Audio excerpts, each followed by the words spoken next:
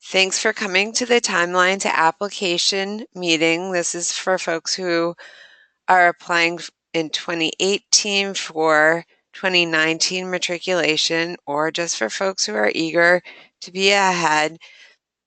Our goals for today, for the presentation, are to discuss what to expect for the next 22 months until matriculation, to understand deadlines and requirements for a committee letter, update your calendar with month-to-month expectations, and then plan for busy times and for the expense of application.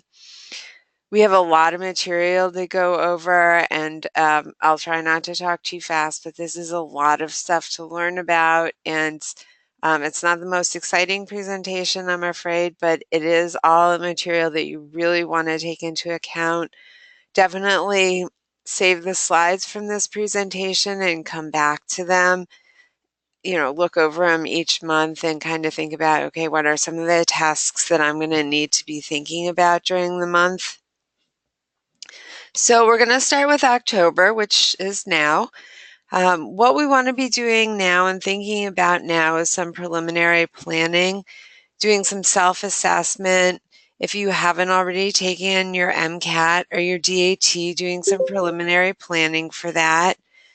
Bear in mind that completing a prep class is not enough. You're going to have to do individual study time on top of that. About 50% of successful applicants take a prep class, 50% do not. It's a really individual decision. We do have an MCAT workshop coming up in a couple weeks, and we'll talk a little bit more about that, and we'll have some folks who have taken the MCAT already who will be there who can talk about their experience taking the MCAT. Registration for the MCAT is now open for folks who are planning to take it this coming year. So if you haven't taken it yet, definitely go in and register sooner rather than later. If you haven't done that already, seats in the closer locations and the city locations do fill up. And we have had people who have had to travel distances to take their MCAT, so they've wound up going to British Columbia and Nova Scotia for those tests, and that's not really what you want to be doing. On a stressful day, you want the comfort of your own bed the night before. Doing the self-assessment now allows you to plan for any missing activities and experiences. It's October now, and you're not going to be applying until June. So you do have time if you look over your self-assessment and think, oh man, I really don't have enough research. I don't have enough hands-on experience with patients.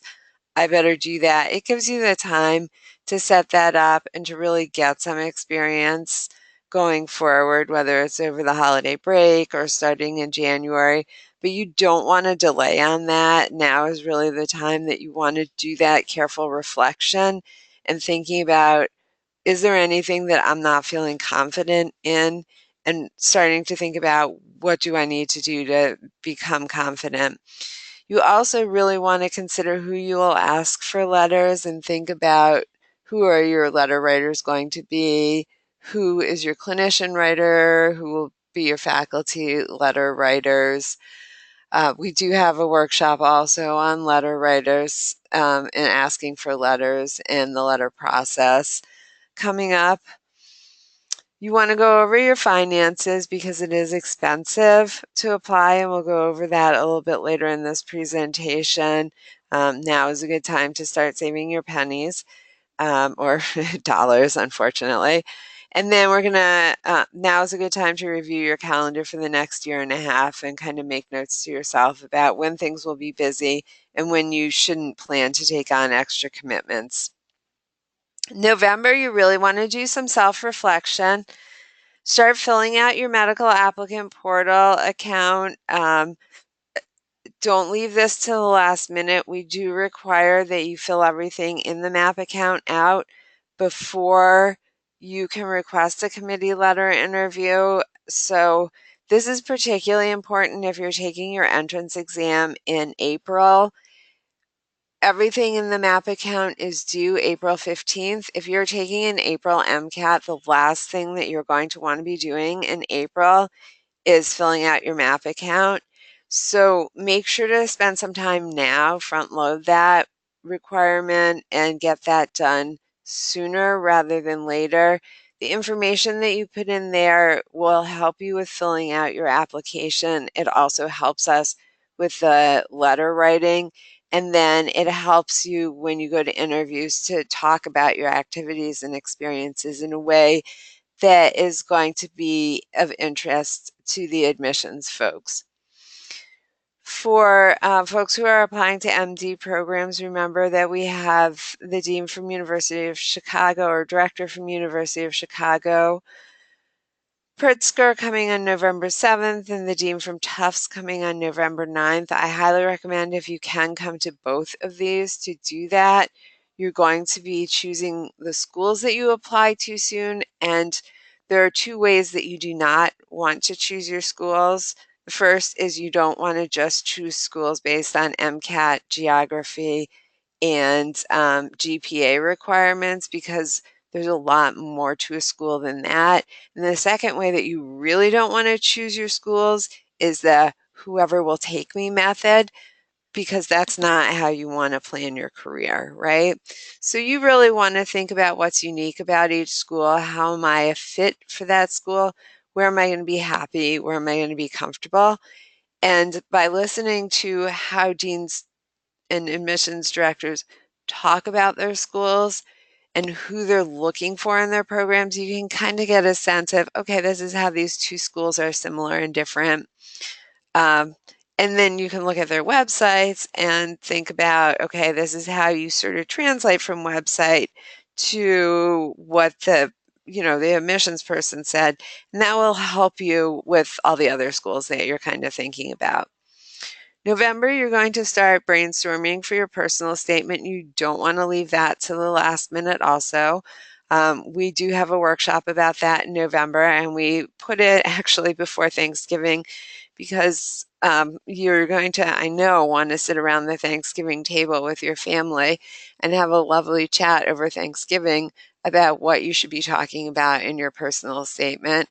I kind of joke about that, but we're actually serious about that. When your whole family is together, it's a really good time to talk about who you are and how you want to present yourself to the medical schools or the dental schools for admission, because your family really does know you well, and sometimes people undersell themselves, and family are great people for kind of reminding you why you're awesome and should get in.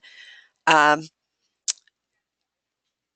Most people go through a good 10 to 20 drafts on their personal statements, so you really do want to plan some solid time working on that personal statement with enough time in between drafts to put it away and then come back to it.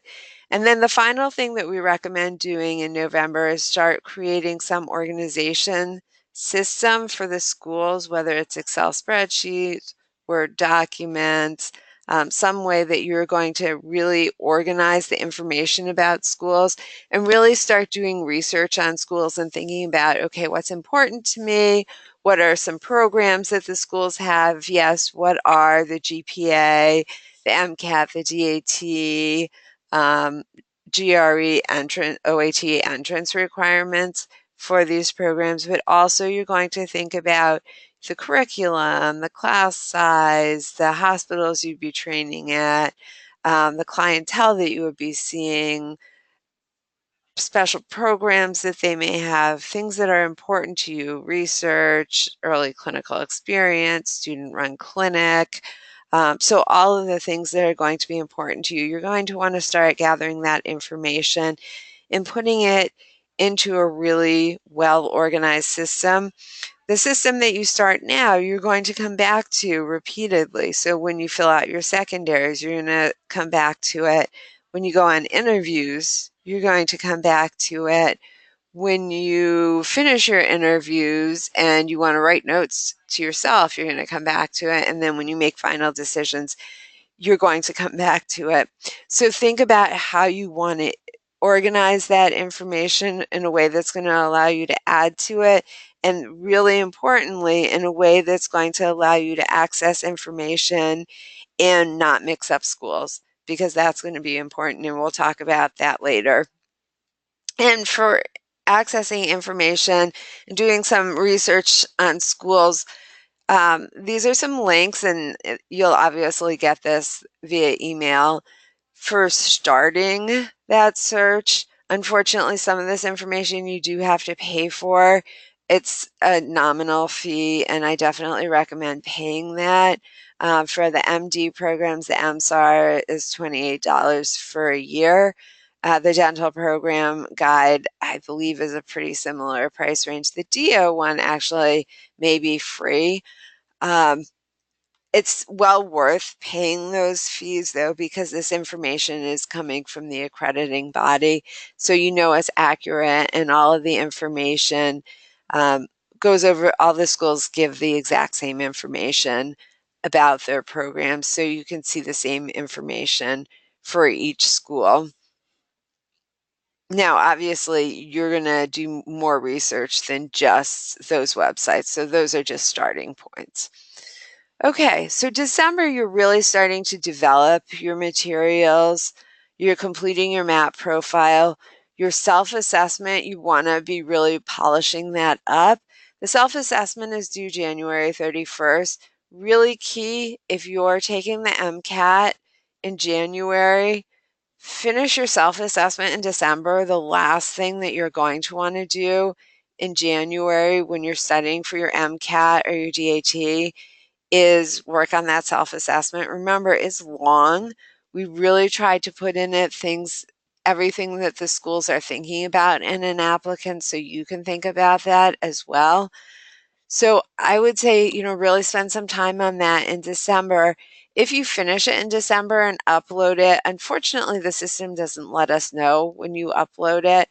But if you have finished it, you can send an email to me and I'll look it over and give you some feedback on it.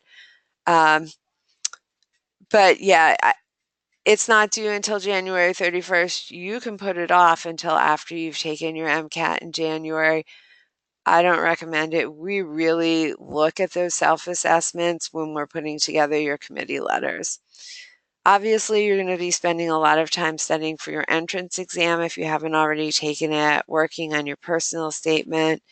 You may be having preliminary conversations with evaluators, your letter writers, and researching schools.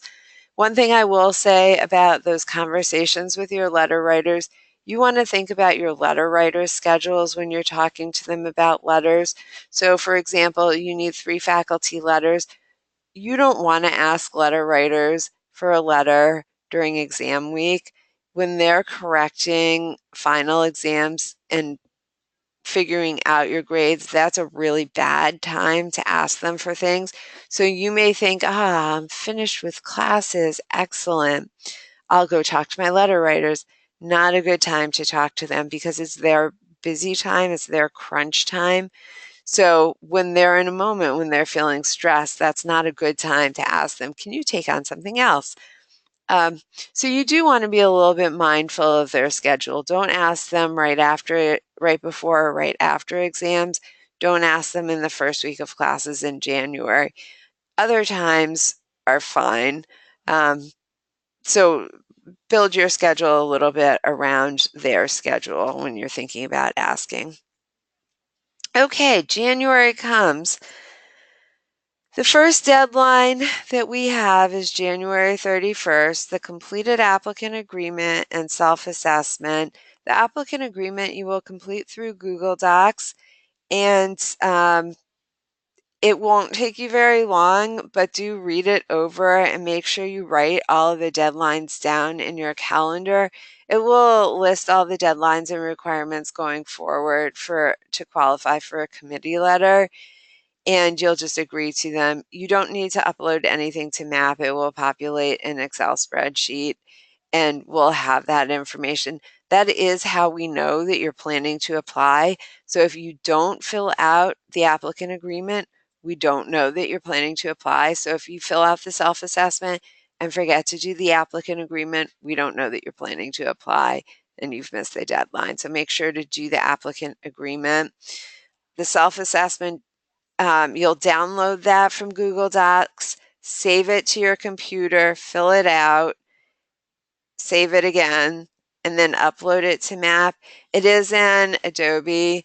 If you don't have that on your computer, you can download it, or you can look at it and then answer the questions in a Word document and go to the library. And then just in one setting, you'll email that document to yourself, download the self-assessment, save it to the computer there, copy and paste from your Word document, save it, upload it to your MAP account, and then email the completed self-assessment as a PDF to yourself as well. So you don't need to buy the software. You can do it in the library. Other actions that you'll be taking in January, it is getting to be a busy month in January. That's a really good time to talk to your letter writers and to request your letters through the MAP system. And we will have obviously a workshop on how to request letters, and that will be in December. You will enter letters and request them through the medical applicant portal system, and your letter writers will upload them through a link. Many people will sit for the MCAT if ready in January. Obviously, if you're not ready, even if you signed up, it's better to push the test date off than to take it. Continue researching your schools in January. We start doing committee letters in February. You can request a committee letter if all of your letters are logged as verified in MAP. MAP is filled out completely. Your personal statement is in. So all of those things have to happen. Now, the one thing that's kind of out of your control on that is obviously the letters getting in. Everything else is within your control. In February, you will also receive feedback on your self-assessment. If there's something that we're particularly concerned about, you'll probably get a personalized email about it. Otherwise, you may just get a generic email that says, great job on your self-assessment, keep up the good work, something along those lines. So short news is good news. And this is just a list of things that need to be filled out in MAP before you can request a committee letter interview. So you do need to make sure everything is done and uploaded to MAP. You'll need to email us to request a committee letter interview, and that request isn't going to be approved unless everything is complete. So March is also a big month. March can be kind of stressful. The letters deadline is March 15th. Required on March 15th are the 3 faculty letters, the clinical letter. So if you're applying to MD programs, you need a letter from an MD. If you're applying to DO programs, you need a letter from a DO. If you're applying to MD and DO programs, you need a letter from an MD and a DO. If you're applying to dental programs, you need a letter from a dentist. Veterinary programs, a letter from a veterinarian. Podiatry programs, you need a letter from a podiatrist. Optometry programs, you need a letter from an optometrist. You see where we're going with this. And those 3 faculty letters need to be in by March 15th. The 2 optional letters don't have to be in by March 15th. Because they're optional, we will do a committee letter without them. We really strongly recommend getting them in by March 15th. You'll see come March that it can be very stressful worrying about the letters getting in, and the last thing that you want to be doing as you're submitting your application is worrying about those letters coming in. The one exception to getting the letters in for March 15th is if you start a co-op or a new job in January, and for example, it's a research position and you're getting one of those optional letters.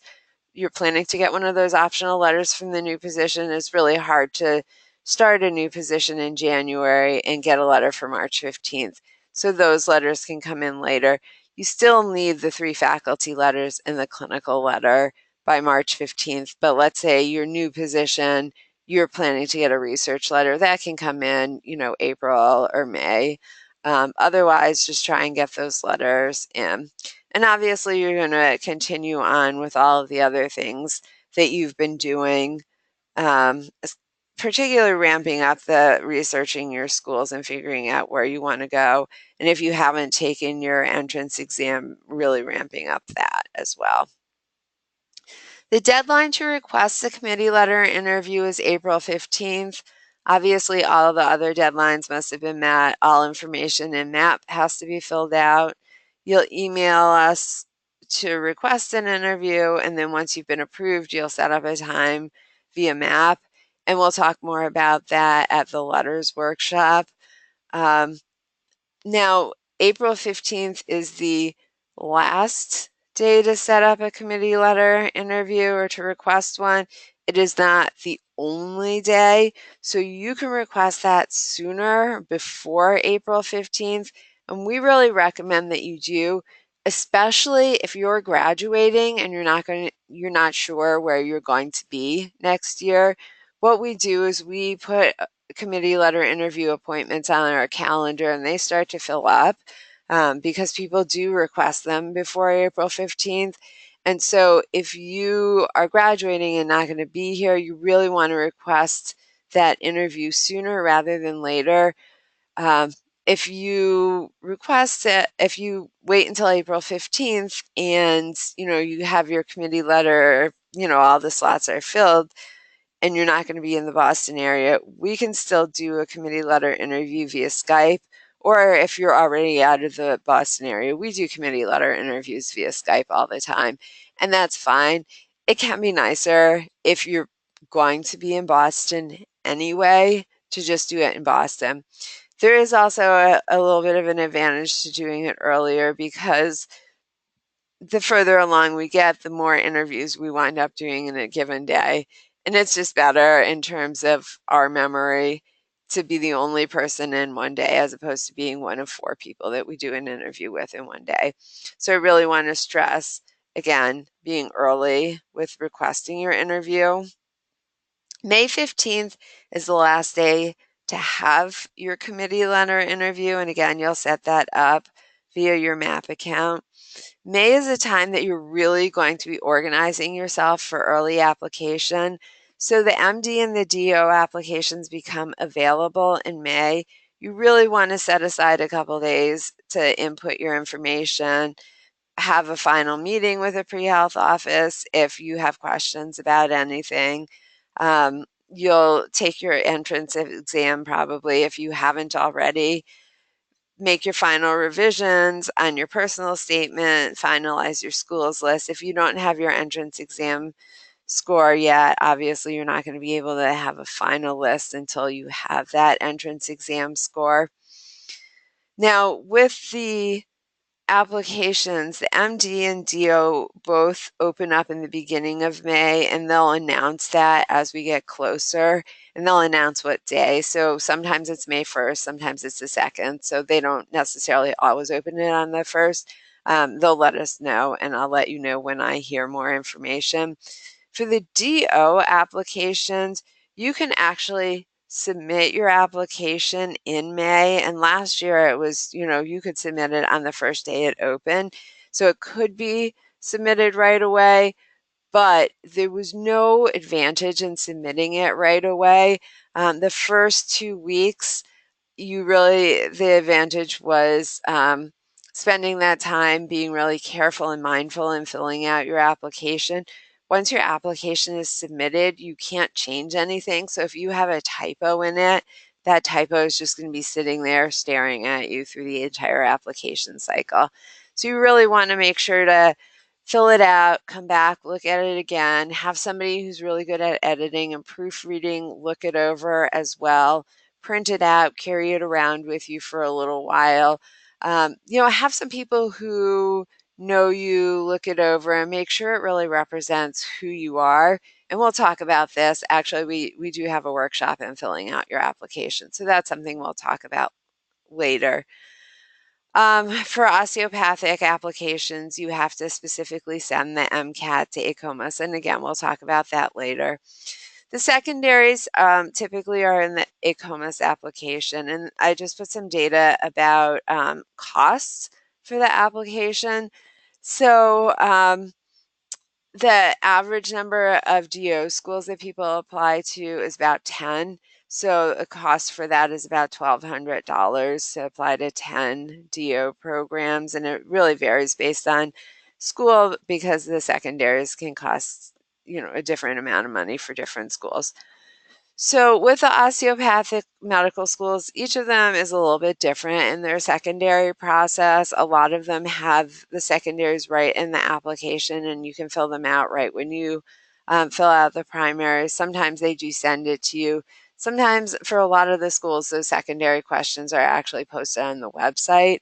And if that's the case, you can start writing those before you actually submit the application.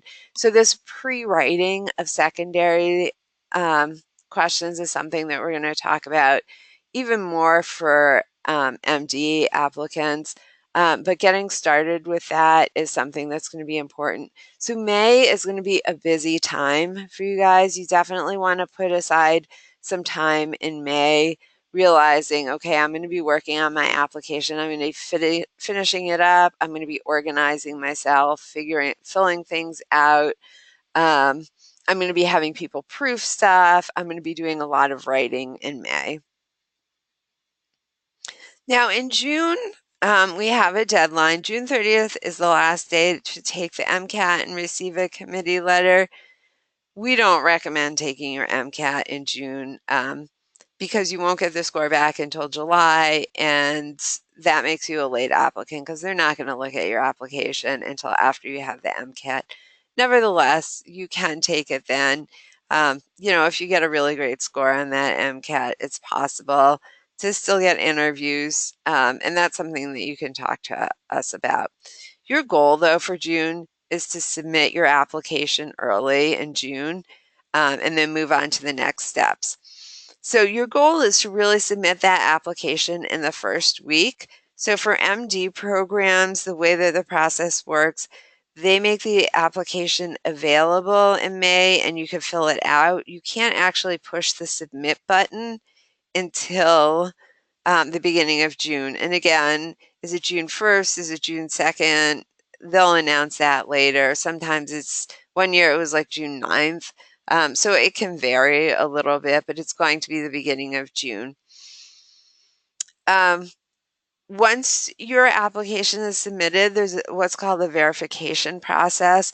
So you on your application have to write down every grade, every course that you've taken from your official transcripts. So the course number, the course name, the number of credits, the grade that you earned, and then the category it falls into, whether it's biology, chemistry, math, physics, or another category, engineering, health science, social science, humanities.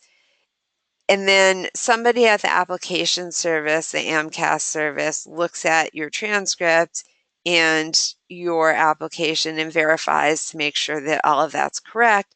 And then they figure out your AMCAS GPA. So they will actually figure out your GPA. This happens with all of the application services. So it happens with the DO programs, the dental programs, all of the different programs do this same process. So this verification process takes several weeks. For folks who apply in June, the first folks who apply, it starts out taking a couple days, and then gradually as more people apply, it builds up to take a month to get your application verified. So in June, the application service is verifying applications. The medical school programs, the MD programs, don't actually get your applications until the end of June. So during the month of June, you're not actually getting anything from the schools. It's a quiet month from that perspective. The same frequently with the DO programs, but that doesn't mean that you're doing nothing. The dental schools, same thing. It's a little different with dental schools because they don't actually open the application until the beginning of June. So you start filling it out in the beginning of June, and you're going to submit a little bit later. You're going to take a week or two to fill out that application. Optometry doesn't open until July, and podiatry applications open in August. So let's talk about the MD application. It opens in May. It can be submitted in the beginning of June. Plan to spend a week filling out the application. So you're going to spend time entering everything from your transcripts. You get to enter up to 15 activities and experiences and descriptions of them. And if you've spent time thinking about what you did in your activities and experiences and writing that out in MAP, you can use the information in MAP, consolidate and condense that to write descriptions for your application. Again, once the application is submitted, it can't be changed. So if you have a typo, it's going to stay there. And I put some math on here in terms of how much it costs. So the average number of schools people apply to is about 15, and that costs about $3,000, which is a fair chunk of money. So you really want to be saving some money here. As soon as you submit your application for MD programs, this is really important, you're going to start doing some research on secondaries. So you're not going to know what the secondaries are for this year. You're going to look at last year and the year before secondary questions. Some schools change them every year. A lot of schools are going to ask the same questions. You're going to start pre-writing answers to those secondary questions. And I included a link in here so you can go to this link and just look at, oh, okay, what does that look like? Just to get an idea, what are some secondaries like? And this is where you go back to that amazing organization system for your schools. You're gonna, since you're pre-writing those secondaries, you have to put those secondary statements somewhere. And you want to put them in that organization system because when those secondaries come, they can come pretty fast in a big bunch. And what can guarantee that you don't get into a medical school is if you send Tufts on your secondary something that says, I want to go to Temple Medical School because blah, blah, blah, right? So you don't want to confuse one secondary essay with another, right? You really want to make sure that organization system you have is solid. It's an awesome system. It's really good, and you're not going to get confused when you're copying and pasting those secondary essays that you've pre-written. Those secondaries, like I said, they come fast. You want to get them back within a week or two. If you wait until August to get those secondaries in, that can really hurt you. And that is particularly true for MD programs. Dr. Begley and I were at a conference this year, and one of the medical schools said that they have about 8,000 applicants in a given year. And this year, they sent their secondaries out, and that day they received 3,000 of them back. So 3,000 of their 8,000 people had pre-written their secondaries and were able to return the secondary that first day. So that's what you're looking at in terms of competition. And so you really want to be within that group of 3,000 that's turning it right around. The medical schools were trying to tell us everybody needs to relax a little bit, but that's not the message I took away. And I don't know that that should be the message that you guys should take away. Now that means that June, you're going to be spending a lot of time writing essays. July, you're going to be spending a lot of time submitting these secondaries. And June and July is when you're going to be spending a lot of money on these secondaries. That's when you're going to be paying for the primary application and the secondary application. So you need a chunk of money set aside for that time.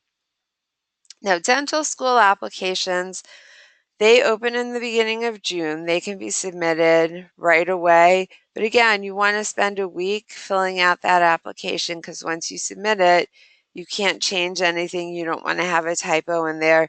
The dental schools allow fewer characters in the description, so there is a little bit less space to make a mistake in writing something. But even still, you want to make sure that you're proofing everything.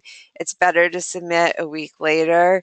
The dental schools are slightly less time driven than the MD programs are. That's not to say relax, don't worry about it, but it's okay to spend a week or two filling out that application and make sure that it's filled out really well as opposed to getting it in on the first day and having a couple errors in it. And you can see the national average number of schools that people apply to is about 10 dental schools, and the cost for that is about $2,000. So it's pretty expensive. The primary applications are $99 for each additional school. And then the secondaries vary, and the secondaries with dental schools really vary. Some of them are in the application, some of them they're going to send you, some of them they actually have you do on the day of the interview. They want to know that it's you that's writing the essays, so they have you do them when you're there. So that can really vary from school to school, and you have to do a little research with the dental schools to see that. Okay, July.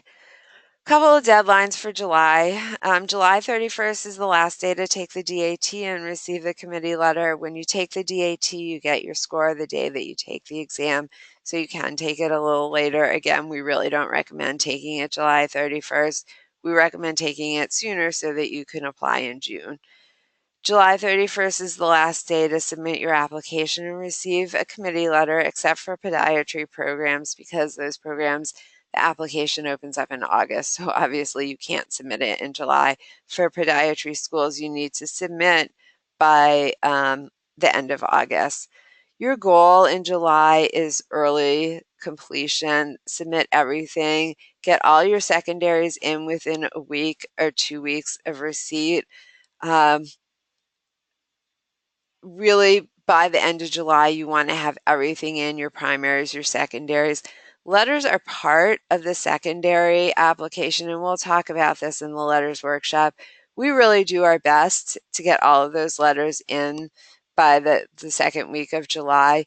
We don't write letters until after you've applied, so we require that you send us a copy of your application, and you have to have your entrance exam score already, because until you have that entrance exam, you don't know that you're applying. So we use your application when you're writing your committee letter, and that's part of, you know, the information that we'll include in your committee letter. If you're taking a little bit later MCAT score, we're going to write your committee letter a little bit later, so that also does delay when your application is complete. And the schools aren't going to look at your application until they have that entrance exam and your committee letter. Our goal is to spend the maximum amount of time on the folks who are applying. So if you don't know that you're applying, we're going to hold off on putting that time in until you do know that you're applying. It just makes sense because we want to spend that time. We are a small office. We want to spend that time on the folks who are definitely submitting those applications, because a good committee letter takes a certain amount of time to write, and we really want to spend that time writing those committee letters. So that is July.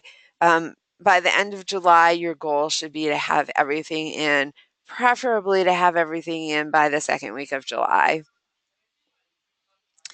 And then what's coming up next? August. August is a quiet month. You get to breathe. Yay.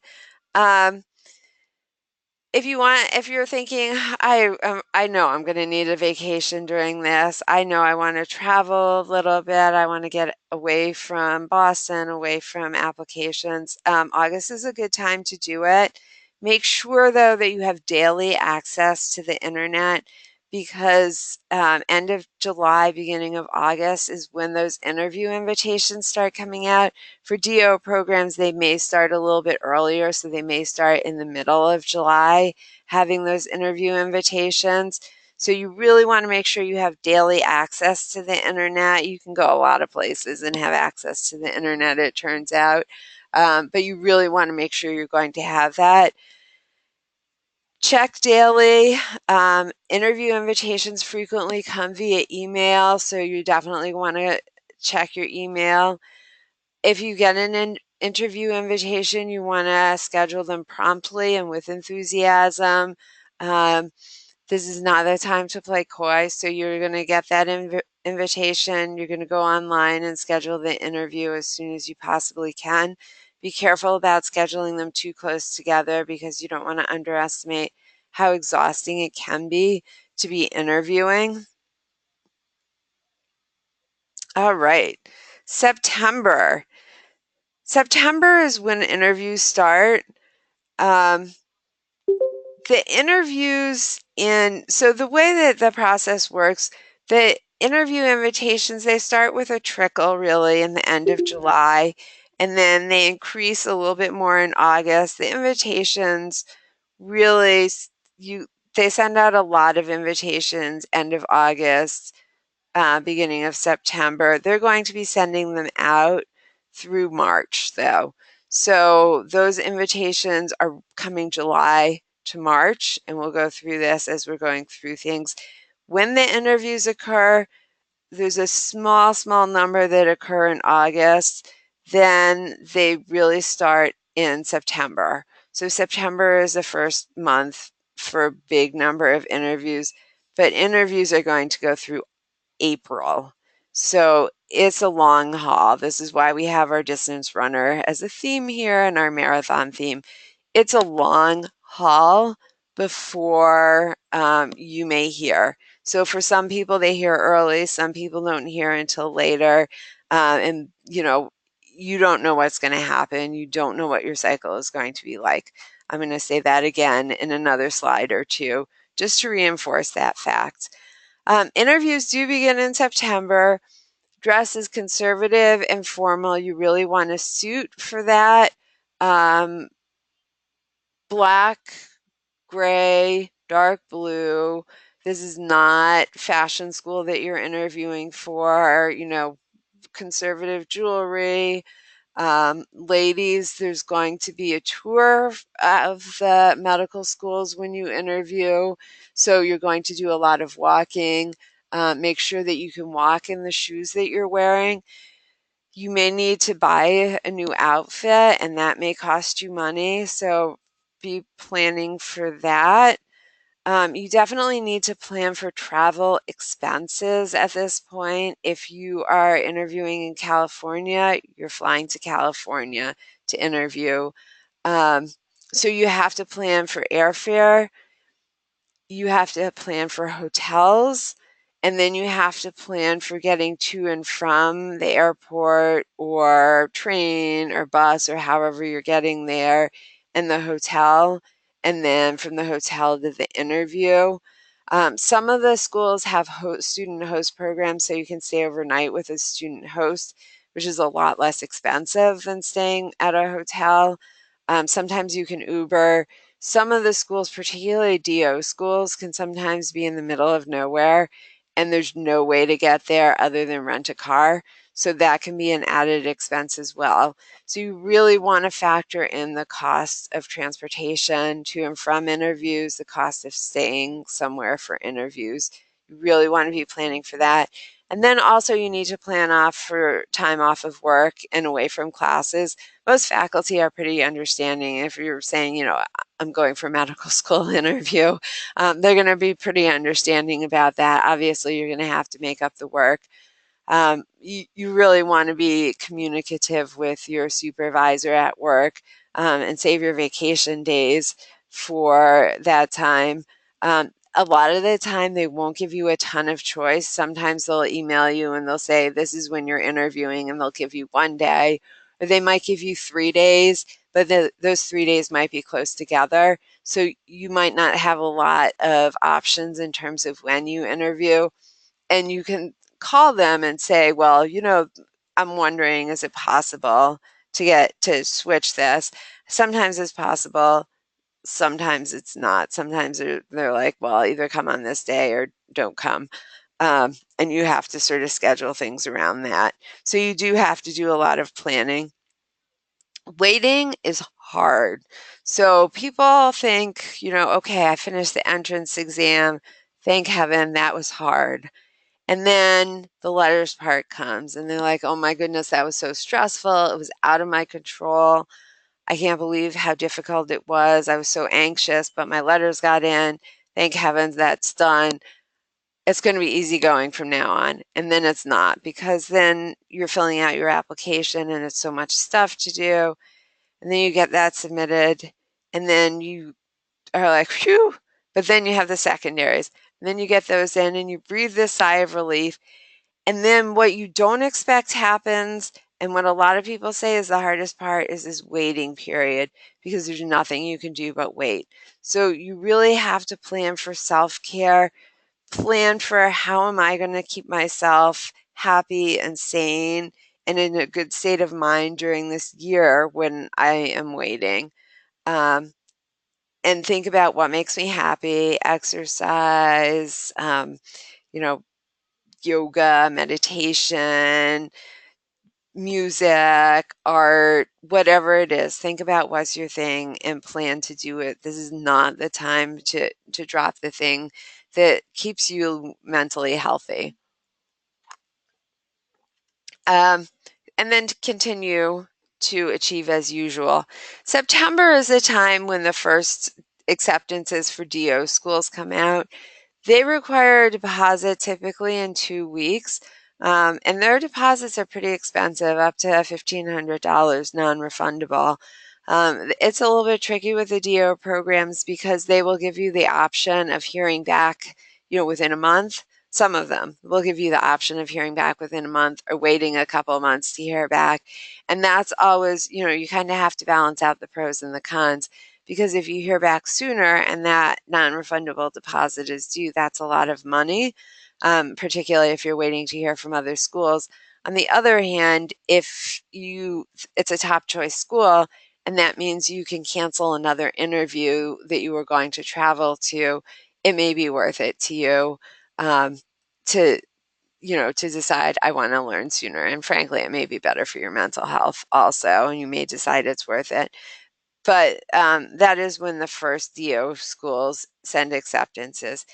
For MD programs have what are called traffic rules. The first day they can extend acceptances is October 15th. So there's a decided advantage in having an interview in September or before October 15th, because obviously they can't accept you on October 15th if you haven't interviewed before then. Deposits are due in 2 weeks, up to $100. These deposits are refundable, and you can deposit at multiple schools, so you can tell 5 schools that you're coming if you have 5 acceptances. Many people in October at October 15th will not have heard anything, or they will have interviewed, but they won't have heard anything about the outcome of that interview. Some people will hear that they've been waitlisted in October. So that's another thing that can happen. You can be accepted, you can be denied, or you can be waitlisted. So what we hope for you is that October 15th or that week, you get an acceptance and you're good and you're going to medical school. But it doesn't always work that way. So for many people, probably the majority of people, you're still going to be continuing to wait patiently and practicing that self-care at this time. Which brings us to our next slide, November. By November, some people are feeling the stress and the pressure. And unfortunately, next November, there isn't a whole lot that you can do with that. This November, coming up, there is much and more, as they say in Game of Thrones, that you can do in order to address anything that you feel like, oh, next November, I'm going to be wishing I had done more research. I'm going to be wishing I had a higher MCAT score. I'm going to be wishing my DAT was better. So, think about where you're going to be a year from now and think about, okay, I don't want to look like this, right? So now is the time to really address anything that you feel like, okay, what can I do to make myself a better applicant?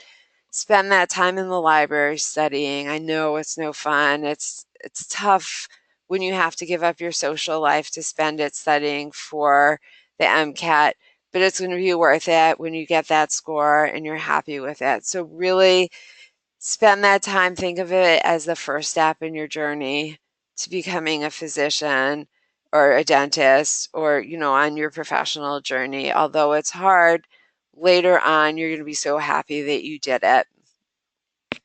December 1st is the first day that dental acceptances are sent out. They give you 30 days to deposit. So for dental schools, when they send you interview offers, some of them will be sort of the pre-December 1st offers to be in that first cohort that they accept, and some of them are after December 1st. And so there is a difference in the before December 1st and the after December 1st interviews. And obviously, the before December 1st are a little bit better.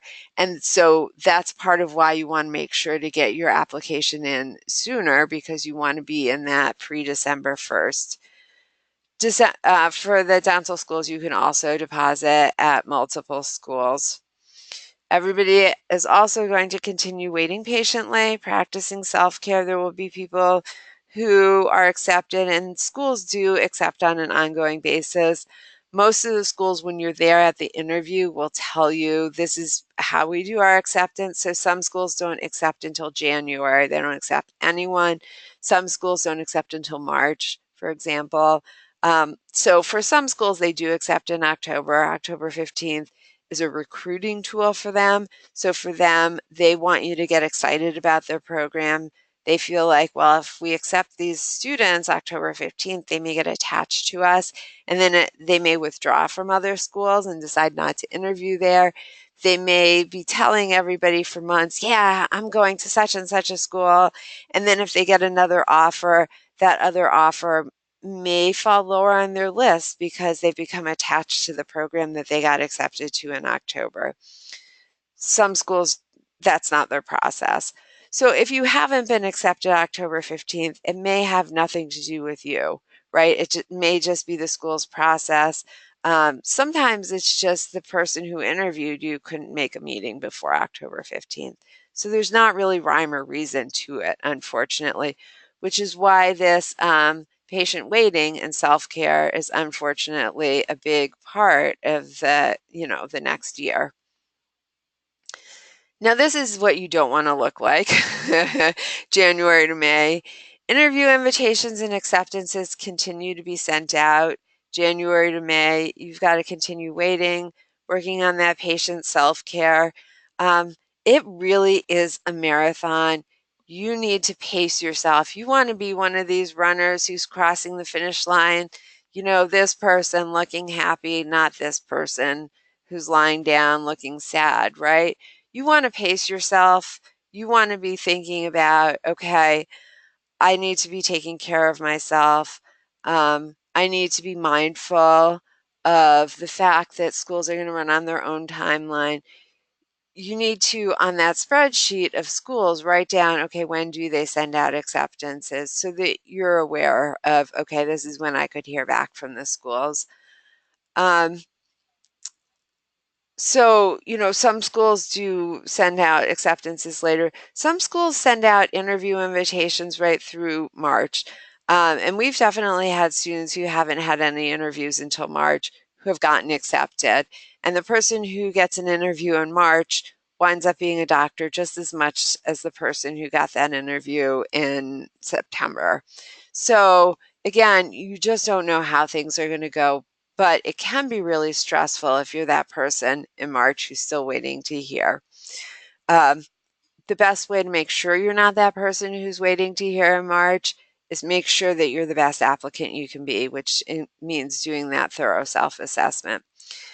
Now, according to the traffic rules for the MD and dental programs, April 30th is the last day for MD accepts to hold multiple deposits. So April 30th, you can have 6 schools that you've been accepted to, and you've said, yes, I'm going to come there. But on that day, on April 30th, you have to decide, okay, just one school. You have to tell the other 5 schools, okay, thank you, I'm not coming. May 1st, the MD programs go to their wait list. So if you were waitlisted at a school, and you could be waitlisted in October at a school, you may not hear until May that you've been accepted. What happens then is, so let's say somebody has 6 accepts May 1st, they've released 5 seats, right? So 5 schools go to their wait list and offer somebody a seat. And that's this whole domino effect. So once you're offered a seat off the wait list, you have 2 weeks to decide if you're coming. Obviously, if you haven't been accepted anywhere, you're going, right? You're going to be pretty excited about that. Some people haven't accepted another school and are offered a seat off the wait list, and then they have to decide. So they have 2 weeks to make that decision. Do I stay where I am, or do I take the spot off the wait list? And then it becomes kind of a domino effect, because after that 2 weeks, one of those schools is going to have a seat to offer and they're going to go to their wait list. So there's a lot of movement on the wait list in May and June, and there's still movement on the wait list in July. So it could be July before you're accepted. Every year in August, there are 1 or 2 people nationwide who find out like 3 or 4 days before classes start. There's somebody who like freaks out and is like, I don't want to be a doctor. And then the school will call you and be like, if you're not doing anything on Tuesday, want to start in medical school? So every year there's like 1 or 2 people who that happens to. So you just don't know until that last minute. For dental schools, the last day to hold multiple deposits is May 5th, and the dental schools go to the wait list on May 6th, and it's the exact same thing as for the MD programs. The DO programs, their rules with the wait list are a little bit more flexible. They don't have traffic rules in the same way as the MD programs do, so they don't have a specific date where they're like, yes, this is the date. All right, and then if all goes according to plan, June and July, you're planning your move, you're figuring out details of your finances, you're getting ready for orientation, which typically happens in July or August. Whew, and there you are winning, yay, at your marathon. So that, in not short at all, is the process. I don't know if anybody has any questions. I know we're ending the hour and probably a lot of you have to go back to work. But if anybody does have questions, please feel free to type them in the chat box, and I will stay and answer any questions that we do have.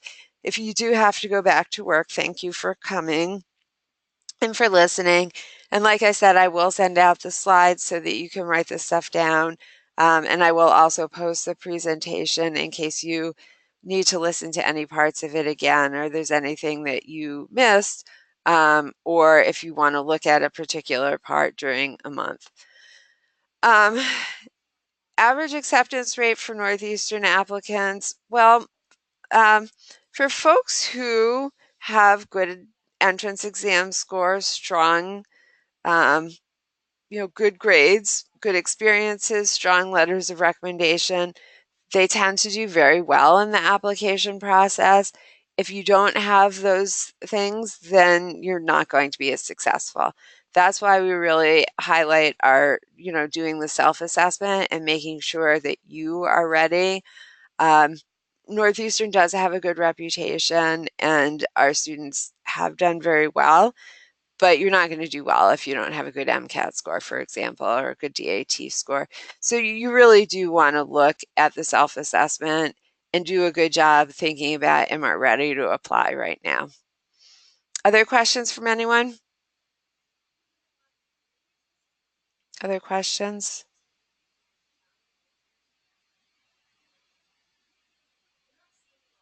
Okay, so thank you everyone for coming. If you do have any additional questions, definitely feel free to shoot me an email or set up an appointment. I'm going to stop the recording now.